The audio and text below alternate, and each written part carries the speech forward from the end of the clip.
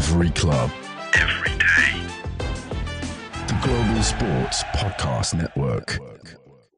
Hello, bonjour, ciao, ni hao, privet, good day, and welcome to the Road to World Cup 26 podcast, part of the Global Sports Podcast Network, the only place to find your regular soccer content on the top English Premier League sides, women's football, and you know this because you are listening to it, the World Cup 2026, and we remain the only World Cup 2026 regular podcast in the entire planet. So we're very, very glad that you are here. I'm your host, Nick Britten. I'm joined as always by my esteemed colleague. You know him as the Beaver. I know him as Mr. Ken Davies, Esquire. How are you, Kenny, this week? I'm well, mate. Very well.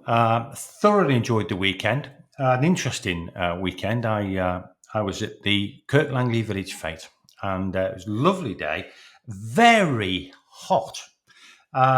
You look like you've caught the sun as well. Well, there's a reason for that.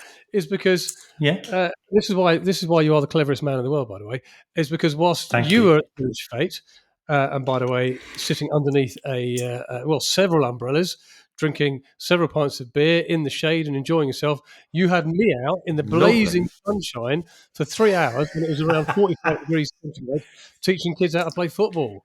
So I came off sweating red as a beetroot, and you look like you're having the time of your life. So, yeah, well done. It was watching you ask or get 10-year-olds to keep you uppies in the blazing sun. It was more than that. It was quite an entertaining thing to watch, to be honest. Proper skills. Welcome, everybody, by the way, to the Road to World Cup 26, the only, the best, the original World Cup podcast in existence. It is. I should say also, if you're a regular listener to ours, and I sincerely hope you are, apologies, we're a couple of days late with this. We normally broadcast on a Friday. Couldn't do this week for very personal circumstances, i.e. I wasn't here.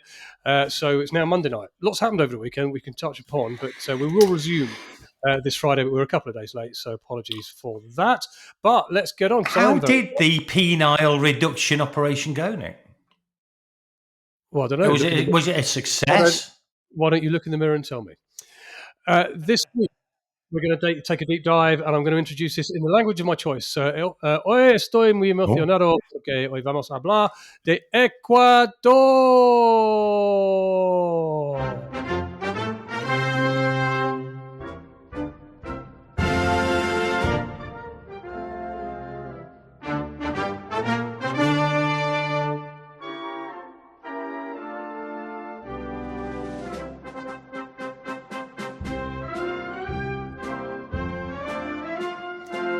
Oh, I like this. Wasn't expecting that. No. Okay, I could listen to that all day. I think that's a great national. I think because it breaks into a waltz, doesn't it? After the first 8 bars, you've got the normal military music. You think we're all marching to war? We're not. We're going to a dance in a beautiful country house in the middle of Quito, and we're waltzing around 18th century people in big dresses and top hats. Great. I wonder if that's in mind when they composed that national anthem. They probably didn't, but it's good. I think it was. When we do our World Cup of national anthems next year, I think that's going to feature quite heavily. That's got a chance. Definitely. I like it. A chance. Right, what are we looking at today then? Well, we've got your World Cup news to bring you up to speed with, and there's stuff that's going on today. Really, really hot off the press, by the way. And when I say hot, I mean hot. In lots of different ways. Ken will have a quick whiz through the history of Ecuador football. We'll pick out some key players to watch out for next year. There's a quick discussion point on the postbag this week, which is looking at the point of extra time, and is there any point of extra time? We've got everyone's favourite time of the week, except Ken's, which is, of course, Kenny's quiz, so play along at home for that. And we'll have a look at the Sebastian Beccacelli. That's a bit more Italian than Spanish. Who?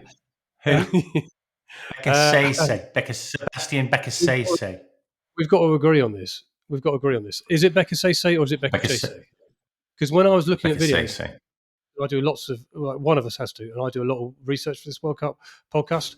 It was kind of mixed. People pronounce it in different ways. I kind of came out of it saying Beccacelli. You came out of it saying Beccacelli. Yeah. I don't think there's a right one. It's Beccacelli. It isn't. We'll end with our predictions and work out where we think Ecuador are going to finish. But to begin with, we are going to start, as we always start, with your World Cup news.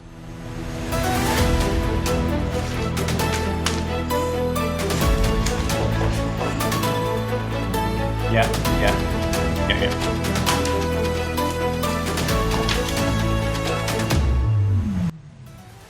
I just got a message from the studio there. I am the studio just calling me from the GSP Inter. Yeah, they're telling me it's not 1975. You don't need to do that anymore.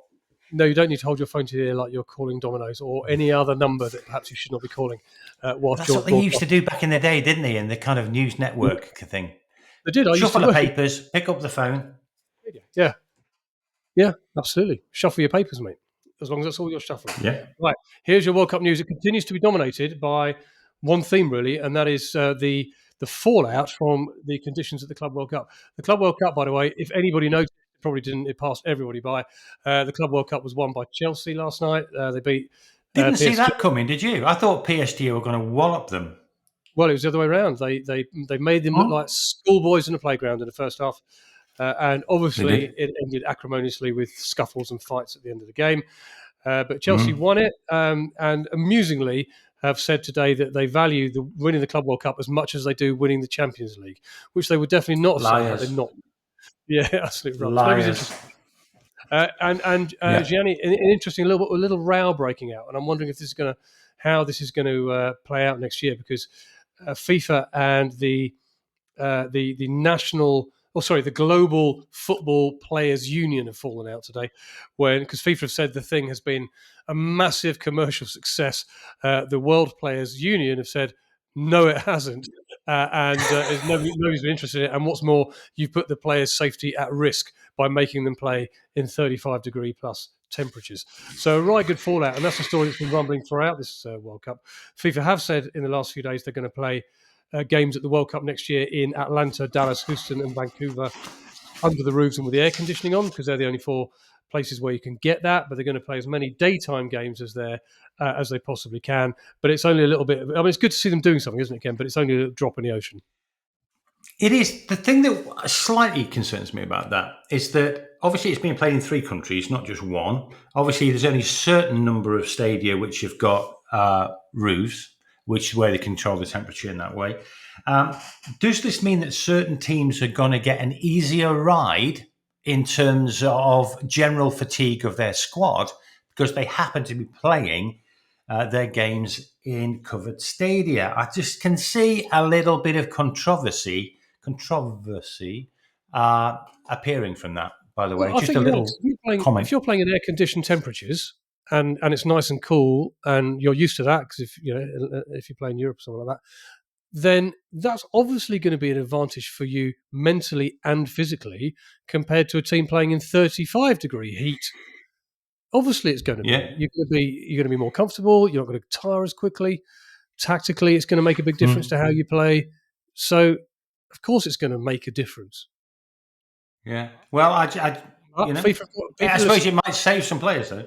They've got to do something, FIFA. They can't just ignore all the concerns. And there have been loads of concerns. I mean, who was it the other day? Enzo Fernandez from Chelsea was talking about it being very dangerous playing in this heat. And he was feeling dizzy and all of that. And that's sort of escalated the hyperbole on all of this and some of the rhetoric around it. But you can't ignore this. You can't ignore player safety. And the final next year is going to be played 19th of July. We're recording this on the 14th of July. It's going to be like this. Yeah. It's going to be exactly the same.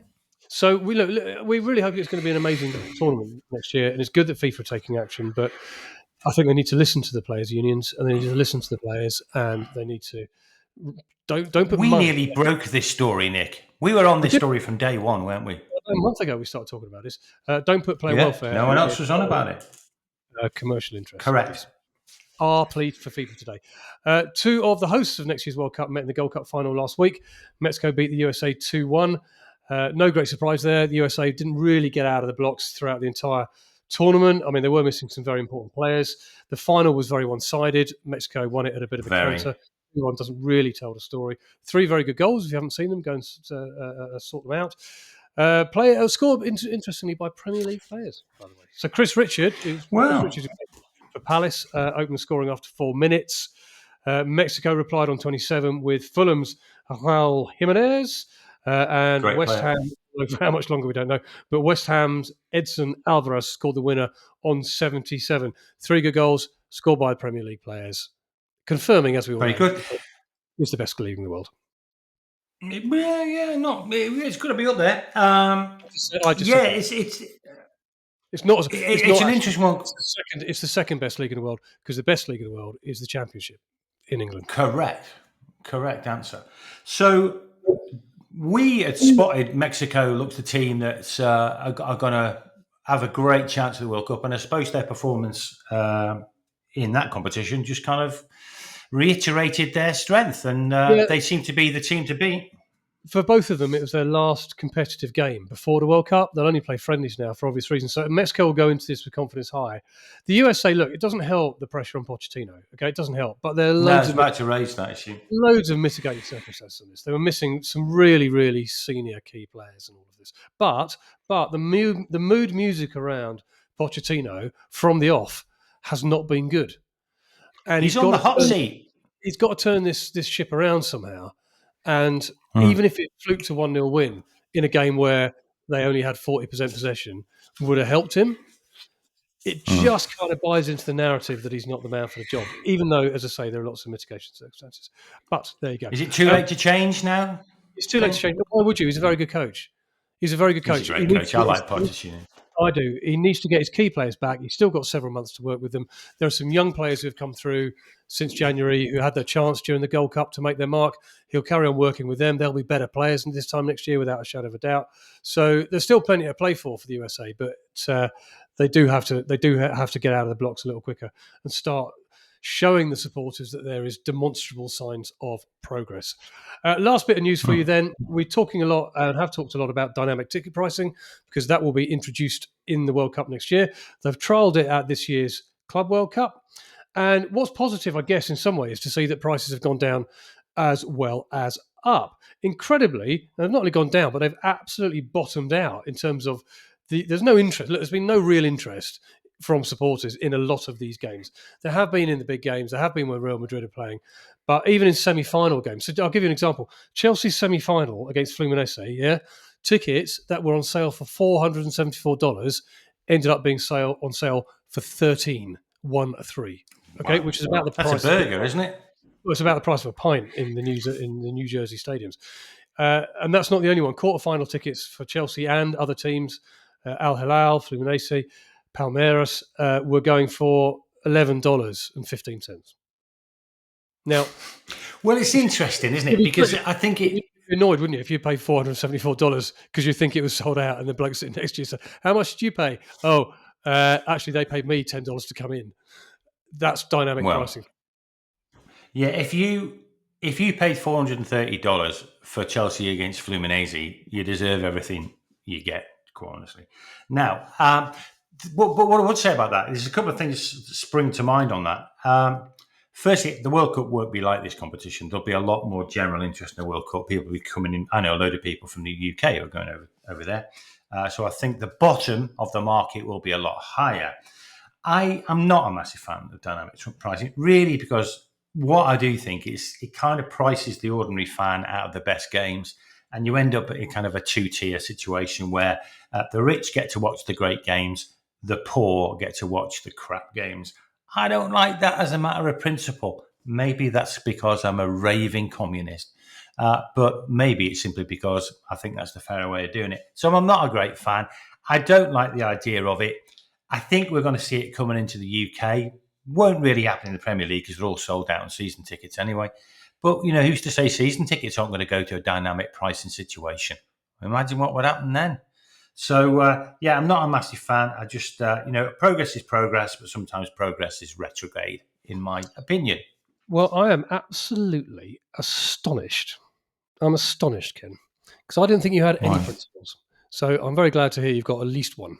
Congratulations. Well, if you don't like that, I've got others. Yeah, as the old gag goes. Right. Okay. Let's take let's start our deep dive into Ecuador, and we're going to have a very brief look. What I mean brief, Ken, a brief look at the history of Ecuador football. Over to you. Right. I don't do brief. And before we get there, as we know, as Ecuador knows, as Becasese knows. Becasese, no, you got it right. You got it right. Oh, no. I knew it was going to happen. I was right. I knew I was right. Okay, it's Becasese from now. As we know in football, it pays to get your team selection right here at Global Sports Podcast Network. We spent a lot of time selecting our delivery partner. We chose Zencastr. The boys at Zencastr, our friends at Zencastr. They make it easy to bring your vision to life, share it with your audience wherever they may be. They've got 4K video and recording. They've got easy AI editing, top-tier distribution. It's all done in one hit. You don't need 2 different things to get your podcast out there. It's all done in one place. So if you've got a story to tell, go and tell it with Zencastr and check the notes for details. You won't regret it. Now, Ecuador, la tricolor, because they play in a kit which has got, guess what, 3 colours. Yellow shirts, blue shorts, red socks, same as on the flag. So I hope that's coming up in Kenny's quiz. They are a member, obviously, of CONMEBOL. They are a team, and we're going to come into this in a bit more detail that you underestimate at your peril, because they're quite a team, and I'll explain why. History, real quick. They were invited to play in Argentina. No, they were not invited to play in Argentina. They were invited to play in the inaugural World Cup in 1930. Where was the inaugural World Cup in 1930 played, Nikolai? The inaugural World Cup in 1930 was played in Uruguay. And it was not only played in Uruguay, but it was won by Uruguay as well. He's good. Because he's been listening to not only listening to the podcast, he's been researching the podcast for the last 3 months. They didn't participate in the 1930 World Cup. They said, thanks for asking, but actually we're a bit busy that weekend, can't do it. And they didn't, in fact, choose to participate until 1962. Then they spent 10 occasions of the World Cup trying to qualify, and they didn't. They failed 10 times. Their first World Cup tournament was in 2002.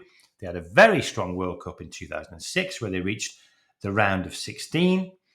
And actually, what's happened in the course of the last 20 years is that they've developed from a struggling, smaller South American nation to become really a major force in South American football. If you end up being a major force in South American football, you're a proper team. Because as we know, as we've pointed out earlier, that is pretty much as competitive international football gets.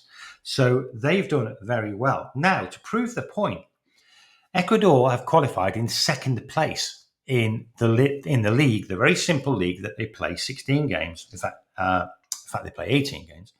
And they've qualified with 2 games to play. They started, by the way, the World Cup competition, the World Cup campaign, on -3 points because they were docked 3 points. And they still finished clear second. They still qualified with 2 games to play. That -3 was a punishment for fielding Byron Castillo. Byron Castillo had a falsified passport, imagine. He had a falsified passport. We've come across that before on this podcast, by the way. And he was in the previous World Cup qualification process. He was found out. They were fined 100,000 Swiss francs. Don't know if anybody had those Swiss francs in Ecuador, but they had to find them. And they were deducted 3 points. But they overcome it, and they overcame it in remarkable style. So in the World Cup qualification, they've played 16, they've won 7, they've drawn 7, they've only lost 2. In that 16 games, Nick, 16 games, how many times have they conceded? They've only conceded a couple of goals, I think, haven't they? In 16 games? In 16 games, because they draw a lot of games, and they draw a lot of games 0-0. So, 2 or 3. I think they've conceded a really low number of goals. 5 goals. 5 goals in 16 games against Argentina, Brazil, Paraguay, Colombia. Colombia are ranked 14th. Uruguay is 16th. Against all these teams, they've played them twice. Only conceded 5 goals. In the last 10 games, they've won 4, drawn 5, lost 1. As Nick just alluded to then, having done his research, those 5 games that they've drawn in the last 10 games, every single one has been 0-0. So it gives you an idea. They've only scored 8, mind, but that probably does give you a little bit of an idea of what we're looking for here. And they've only conceded 2 goals in those 10 games. So extraordinarily solid at the back is something that we're pulling away from this analysis. Their ranking as of the 10th of July, so it's pretty much hot off the press, they were ranked 25th, but they ain't 25th. They're not a 25th ranked team. This is a team, clearly the second best team in South America. They're better than Brazil on form.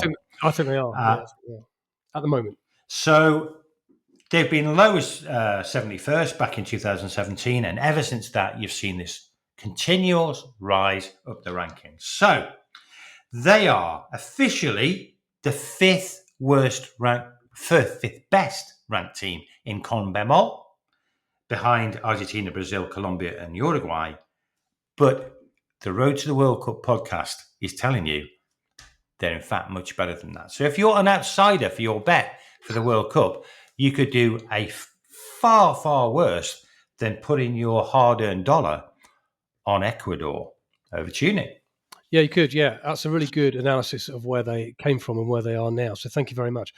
We're going to have a look at 5 key players now for Ecuador, and as always, I'd always like to start at the back. So I'm going to start with a goalkeeper, Hernan Galindez, who's he's a very, very highly regarded goalkeeper. He's 38 years old. He plays for Huracan in Argentina. In the 2025 season, he played 20 games and kept a clean sheet in 10 of them. So he's on great form. He's had a very, very good season. Also scored very heavily on goals prevented and errors leading to goals. But there is a question mark over him.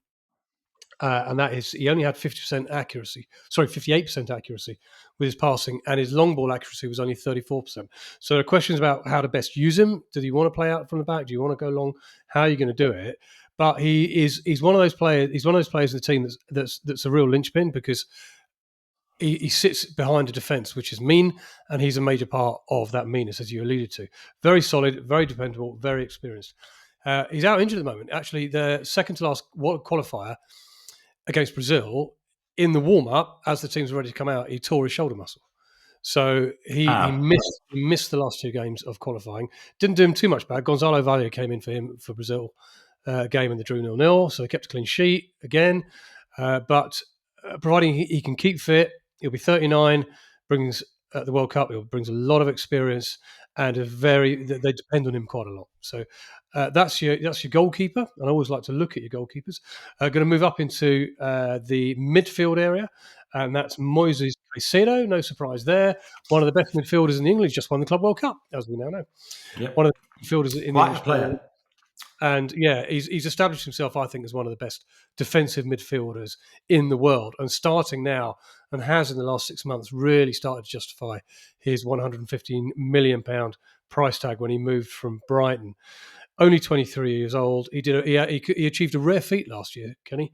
He started every Premier League game for Chelsea, which is not easily done, is it? It's pretty hard to do that. Well, they've got such a huge squad and rotation. If he's an ever-present for Chelsea, they must think the world of him.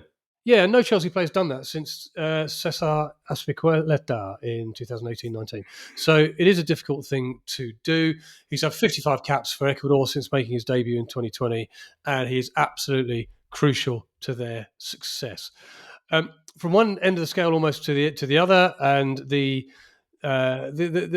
matador of the team, if you like, the guy who provides all the inspiration both on and off the pitch, and that's Enner Valencia. 35 years old now, so he's the old man of the team, and he is coming towards the end of his career, but he remains a prolific goal scorer for Ecuador. He's had a great qualifying campaign. He's a great leader on and off the pitch. He's a bit of a legend. He's Ecuador's all-time leading goal scorer with 98 caps, 46 goals. So, 1 in 2, pretty much, which is a great ratio in CONMEBOL. Again, yeah, exactly. Great competition. They're playing rubbish every week. They're playing good teams every time. So if you've got a 1 in 2 ratio, you're a goal scorer. Yeah, very much so. And I think people love him because he epitomises everything about the Ecuador team. He works his socks off. He runs hard. He plays hard. And he's still going strong. He is very much the country star. So we really hope Enner Valencia, West Ham fans will remember him. Of course, he had a little spell there. We hope that he will continue that, and we hope that he'll have a great World Cup, because sooner or later he's going to have to sign off from international football. What a place and what a way to do it if he can have a good season. I'm going to mention very briefly the centre halves. I'm going to do 2 in 1 here. William Pacho, centre back for Paris Saint-Germain, and Piero Hincapié, who's a centre back for Bayer Leverkusen.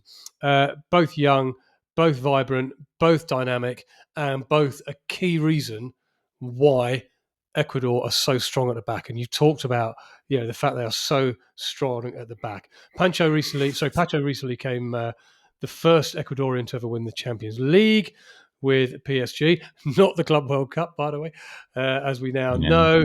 Very, very solid. Likewise, Hincapié, 23 years old only, but he's already had 115 games for Bayer Leverkusen in the Bundesliga. So he's a mainstay of the Ecuadorian team with 46 caps already. So I thought that centre-half pairing was worth a little bit of a mention. And I'm going to throw in a wild card to finish with, if I may. I'm going to throw in a wild card. And let me ask you this, Ken. In all your many years, have you ever been described as a wonder kid? Oh, yeah. 1968, 1970, 1971, and 1973.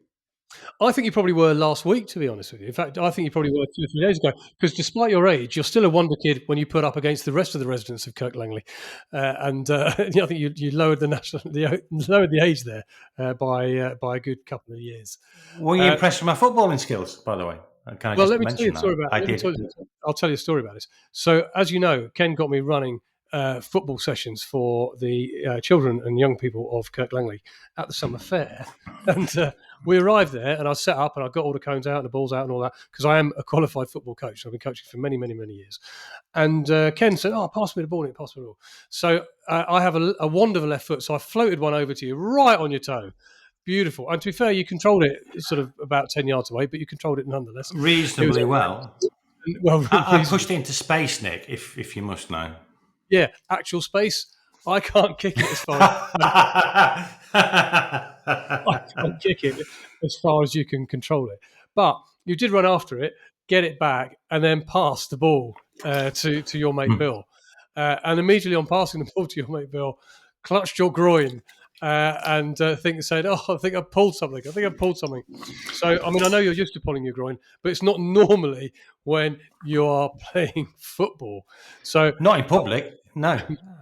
and I felt a twinge, to be honest. I did feel a twinge. I haven't felt a twinge like that since about 1989. At least you're feeling something. I think it was me groin. Anyway, right. So I'm going to talk to you about an 18-year-old kid called Kendry Paith, who is an attacking midfielder, and he's breaking records left, right, and centre. In February 2023, aged 15 and 297 days. I mean, I don't know. I can't remember what I was doing at age 15 and 297 days, but it was not making. I've got a pretty good idea what you were doing. If you've got it, you've got it. But I wasn't making my debut in professional football. But País was, and he made his highly anticipated debut for Independiente del Valle in the Ecuadorian Serie A. And he not only made his debut, but he scored, therefore becoming the youngest debutant and the youngest goal scorer in Ecuadorian top flight history. But it gets better, mate, because only a few months later, in October 2023, he became the youngest scorer in CONMEBOL World Cup qualification history, when aged 16 years and 161 days, he scored in a 2-1 win over Bolivia. As I say, he's 18 now. He's just moved to Chelsea, the Club World Cup champions. Just moved to Chelsea from Independiente del Valle, £17 million. He's going to be loaned out immediately to Strasbourg, coached by Liam Rosenior, who's known to both of you and I from his time at Derby County and indeed Hull. Very, very good coach, really good coach, and I think he'll do really well under Liam. I think it's the right move because he'll get a year or two of that experience, and it's a natural kind of stepping stone then, hopefully, to come and make a big impact in the Premier League. So good luck to him. Looking forward to seeing him. They're your key players. Would you describe him as the Ecuadorian Messi? Because I think this is a theme that we're developing. It is because every player in every region, and indeed every nation, seems to be nicknamed the so and so Messi. So we've had the Japanese Messi, we've had the Iranian Messi. We've had the Jordanian Messi we had last week. So sometime we'll do. We've already done the Argentinian Messi. I would say probably that's Messi. That's just Messi to you. Very good. So yeah, that's very good. There are a few more, but I won't go over them because I haven't got time. I think the point of that is, I think the point of all of this is that Ecuador are chock full of very good players, Ken. How do they line up? You didn't mention well, very briefly, and it's a bit of an odd one because who did we mention? Go on. Who did you want to mention? Estupinian of Brighton, who I rate quite highly as fullback. Yeah, and he plays fullback. He can play wing back. He's a good player. Yeah, apologies for 2 or 3 players. Gonzalo Plata is another one who's worth a mention. But we could go through the whole team. They're full of good players. They've got some good players. They've got some good players. This is the issue. We're spoiled for choice. Just on the formation, and I'll keep this fairly brief because last 2 games they played 4-4-2. But the last 2 games hasn't really mattered because they already qualified. Both ended up 0-0. I think if we're really looking for clues, look at the game that before they qualified. They played Chile. Guess what? It was 0-0. They played a 3-4-3. I think they're going to play 3-4-3 at the World Cup. Glinda's in goal.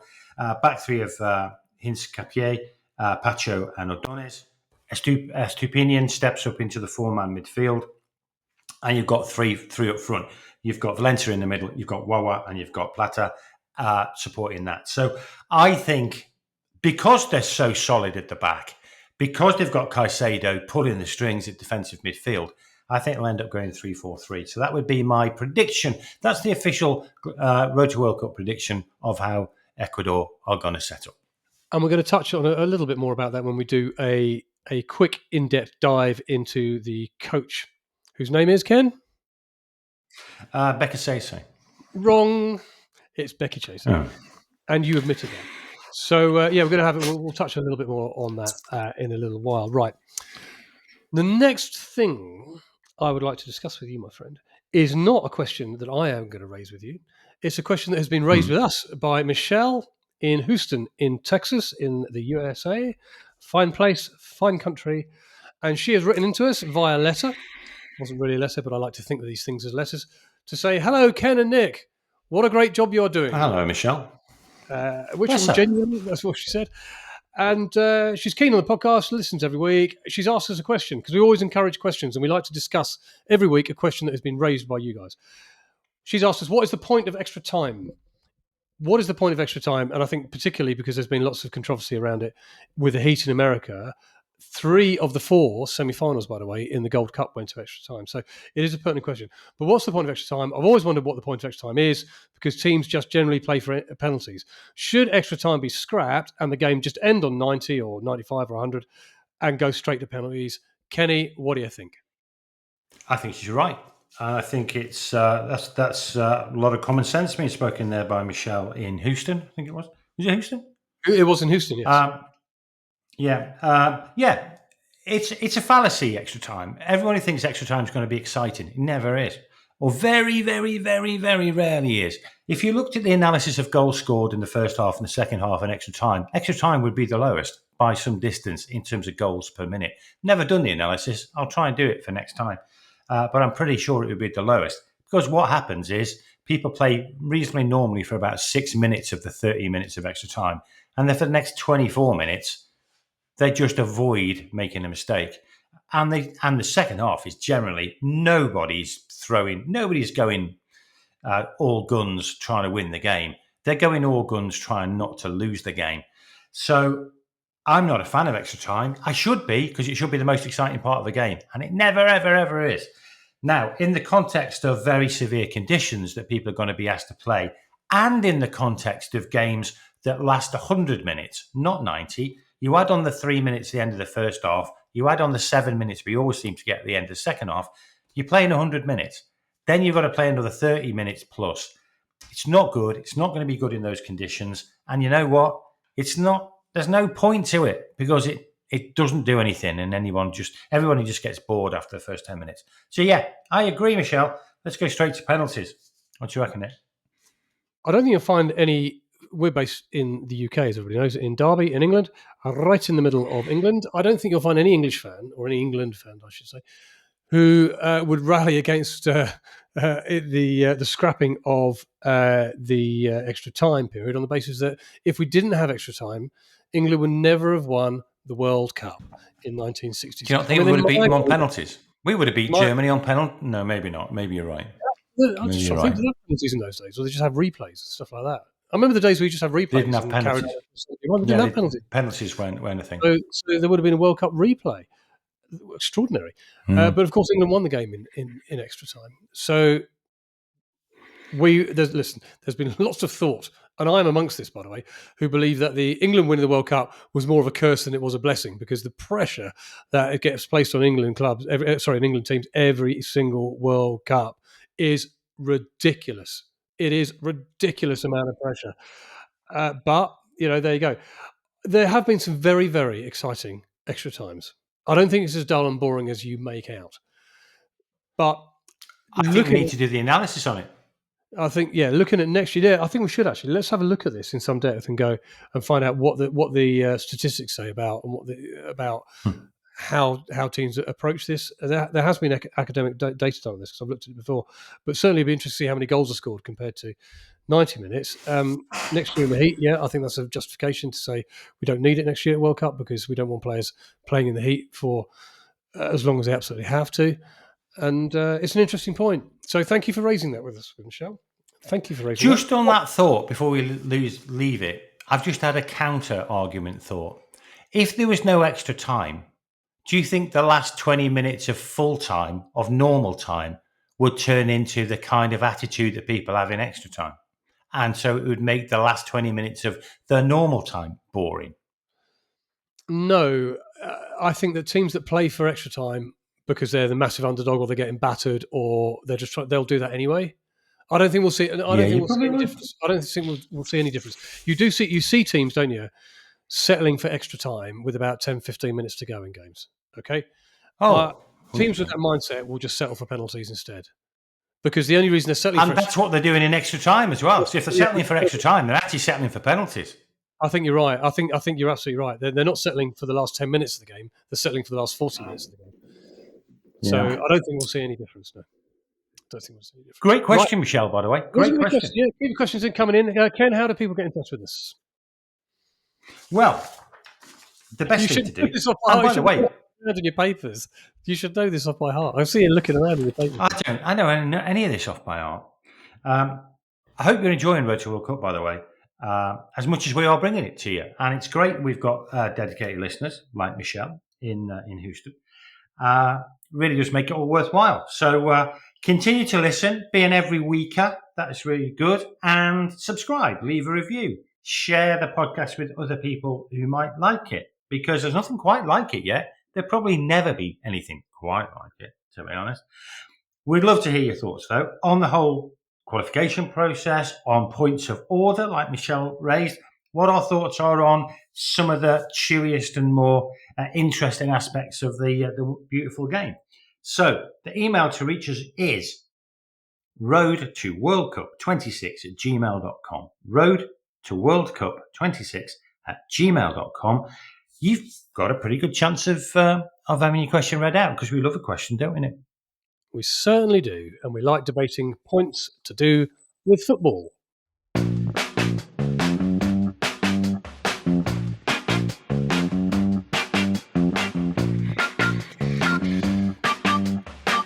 I recognise that music. I mean, it's only one thing only. It's everybody's favourite time of the week. It is time, of course, for Kenny's quiz. Now, Kenny, you've been picking. I did all right last week. Yeah, you've been picking up. I've got to say, your most of the seasons thus far relegation form turned into a bit of mid-table form last week. So you did well, and I'm looking for you to build upon that. 3 questions as always. Let's see how you get on. I've not done any homework. It'd be unfair to do homework. It's quite difficult finding loads of questions about Ecuador, but I've tried to make it easy, because I want you guys to play at home. Anybody listening, I want you to play at home. Shout at your phones or laptops or iPads or whatever else you are listening to this on. See if you can get it right. Question number 1 is La Mitad del Mundo. La Mitad del Mundo is a famous landmark in Ecuador marking what, Kenny? La Mitad del Mundo is a famous landmark in Ecuador marking what exactly? La Mitad del Mundo. Well, del Mundo means world. So it's something of the world, presumably. La Mitad. La Mitad. Amitad sounds like friendship or the friend of the world.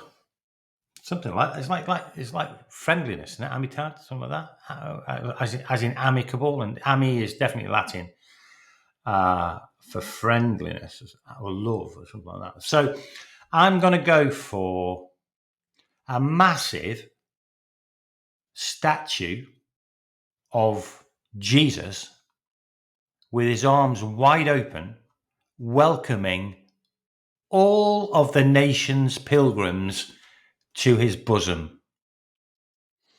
Is that the one they nicked from Rio in Brazil down the road? It's quite similar to that one, yeah. It's quite similar.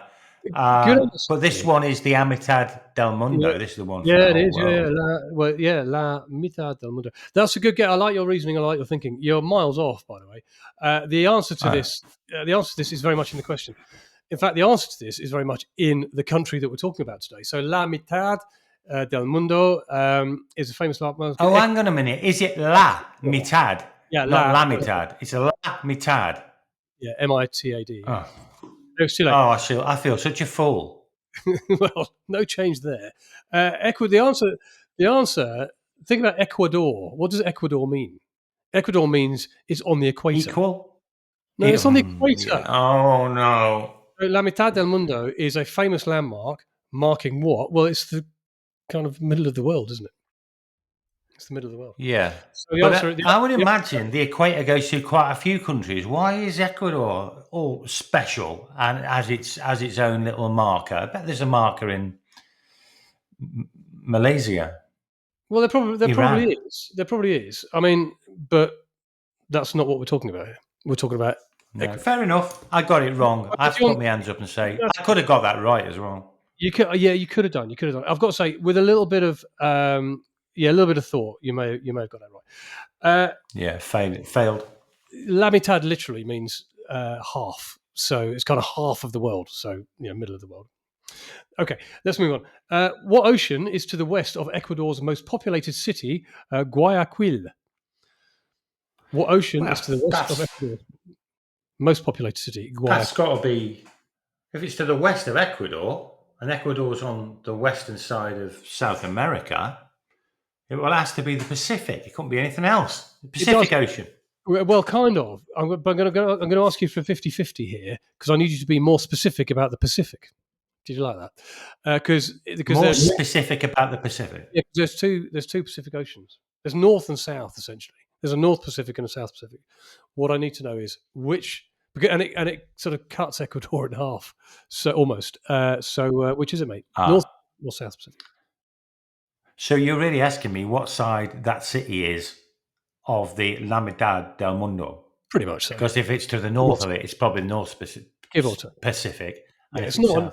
Well, I'm going to say. I don't want to get into much of this, but it's not a 50-50 split in terms of the oceans, but it's broad.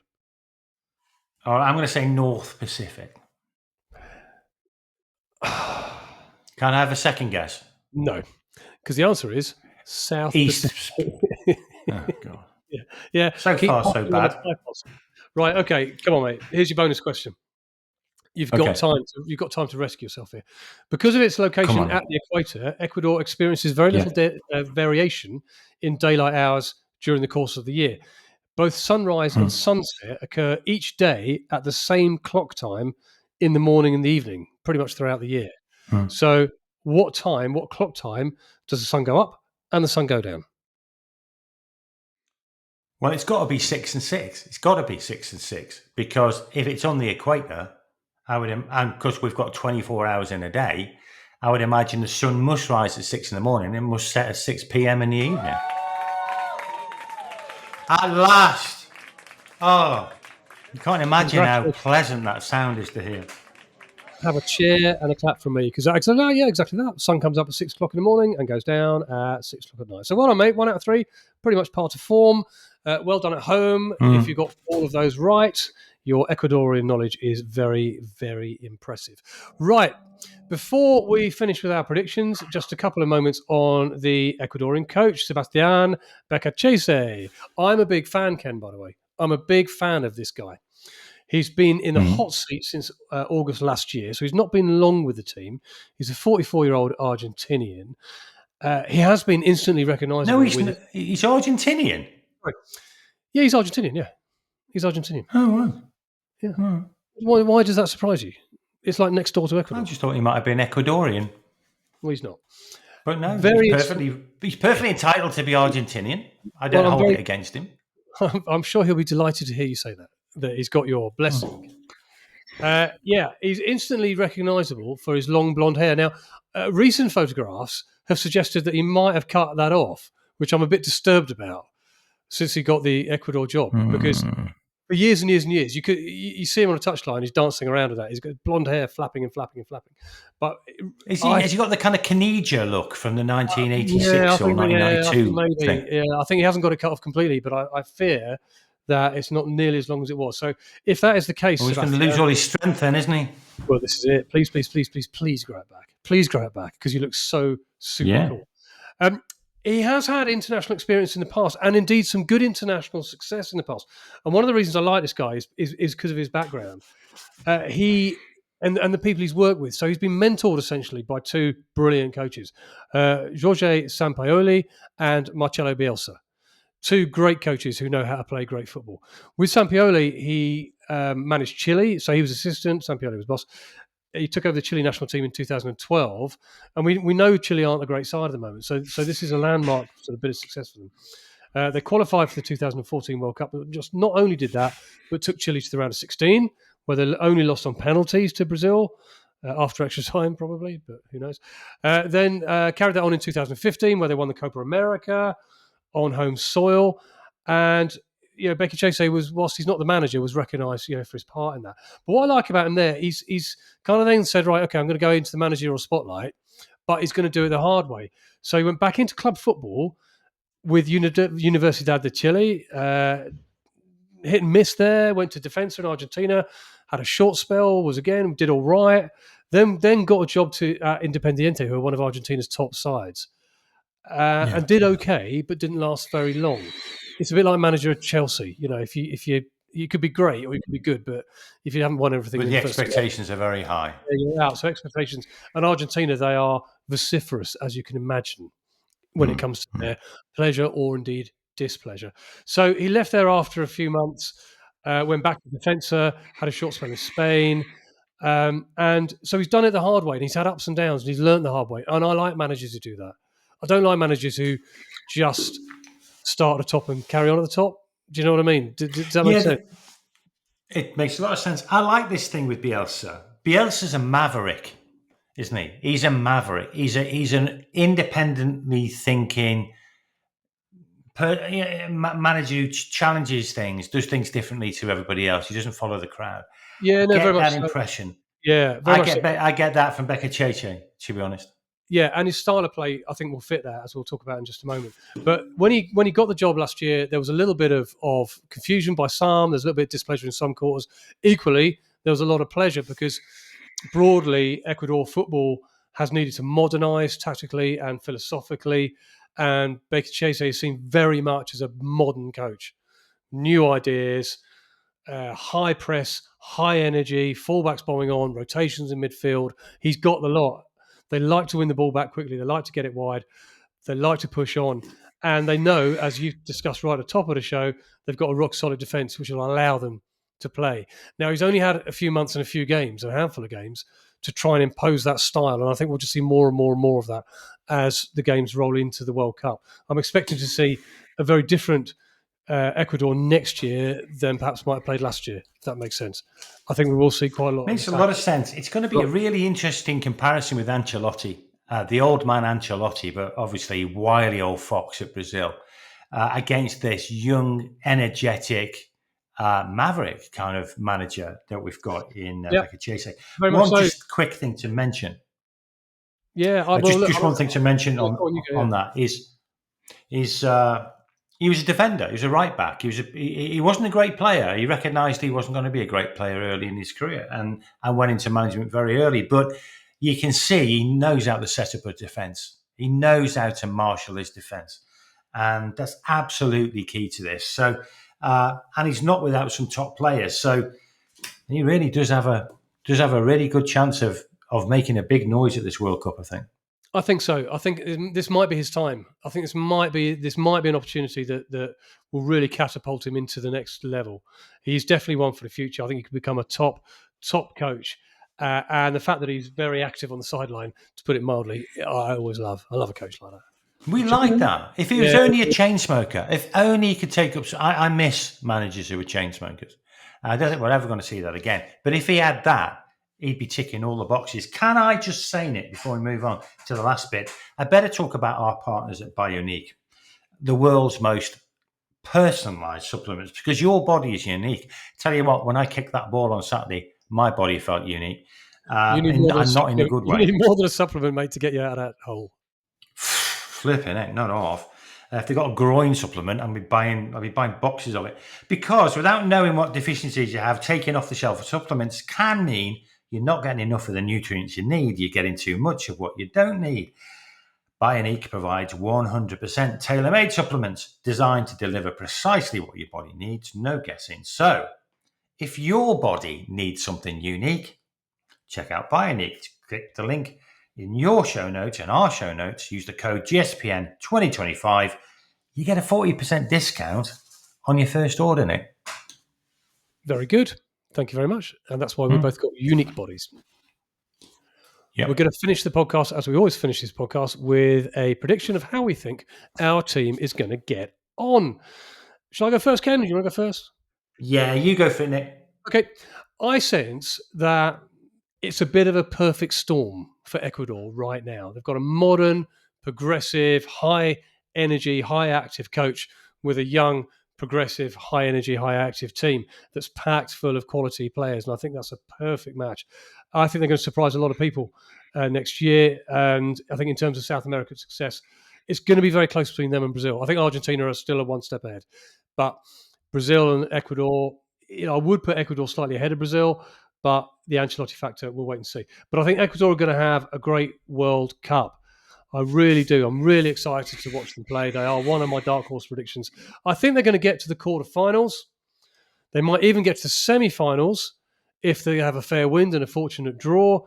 But I'm going to pitch them right here, right now, flag in the ground, round of 8 quarterfinals. Sounds eminently sensible. Very similar to what I've got written down. They are the second best team in South America. That makes them in with a real shout in a World Cup played in the Americas. They play on the equator. They're going to be pretty used to playing in conditions that they're going to encounter. They also play, I think, at some considerable altitude. That's going to help them.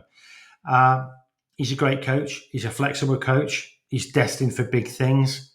Obviously, as we've talked about ad nauseum really on this, they are great in defence, but they're very competent around the park. So no one will want to play Ecuador. They are going to give Ecuador are going to give them a very difficult task to beat them. I fancy them in extra time. I think they're going to be a good extra time team. Shame they're going to scrap it because of you. Well, they're not going to scrap it because it's too sensible. We're dealing with FIFA here, aren't we? They're not going to scrap it because it's the obvious thing to do. So we're going to be playing extra time. Ecuador are going to benefit from that. Ultimately, I just don't think there's enough goals in the team to really muster. They're not going to win the World Cup, and I think for that reason. And because really in relation to the goals, good old Enner Valencia is carrying a lot of weight. I don't mean that in a physical way. I just mean that in the weight of expectations. He's the only one really who scores with any real regularity, because let's be honest, they don't score a lot of goals. So they're going to be a fascinating team to watch. If they click, they could be real dark horses. But I agree. I've got them down as going out in the round of 8, which is the quarterfinals. They're probably going to come up. They're going to come up against the Spain. They're going to come up against the France. If they come up against England, they get into the semis. But I just ultimately they're going to fall at that hurdle. But a great team to watch, and I can't wait to see them. Thank you very much. Right, there you are, folks. There we are. A deep dive into Ecuador that you will not find anywhere else on the entire planet. So we hope you've enjoyed that. You won't even find it in Ecuador. No, we know more about Ecuador than Ecuadorians know about Ecuador right here, right now. So we hope you enjoyed that. Now we've got a couple more teams to discuss who've qualified. Then, by the way, whilst we wait for more teams to qualify, the podcast is going to branch out and go. We've got some very exciting news about what we're going to cover coming up very soon. But Ken, we've got a couple of teams to do, Australia and the Korea Republic. Who do you fancy next week? I fancy South Korea. Aren't they also qualified? No, they're not qualified. They're not qualified because because South Korea is not recognised anymore as FIFA recognised team. They're now called the Korea Republic. If you get with the game, mate, they're now called the Korea Republic. The Korean Republic. They're always going to be South Korea to me. All the way through next week, I'm going to refer to them. No, it's that'll get annoying. I'll refer to them as Republic of Korea, but we all know. You just call them the Korean Republic. What if you're going to call the Korean Republic? Yeah, don't call them the Republic of Korea because that's just as wrong as calling them South Korea. They're called the Korea Republic. That's what they're called. So why don't we just call them what they're called? Is North Korea still called North Korea? They're called something else now. It doesn't matter. I wish people had let me know when they change countries' names. Don't just do it willy-nilly without any kind of email. It doesn't matter. So next week we're going to have a look at the whatever they're called now, Korea Republic, formerly known as South Korea. Come on, Korea Republic. They generally have good World Cups. They've got some decent players. So we'll do that.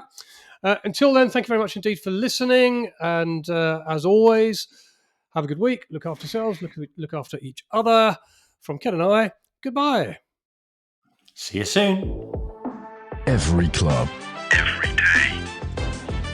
The Global Sports Podcast Network.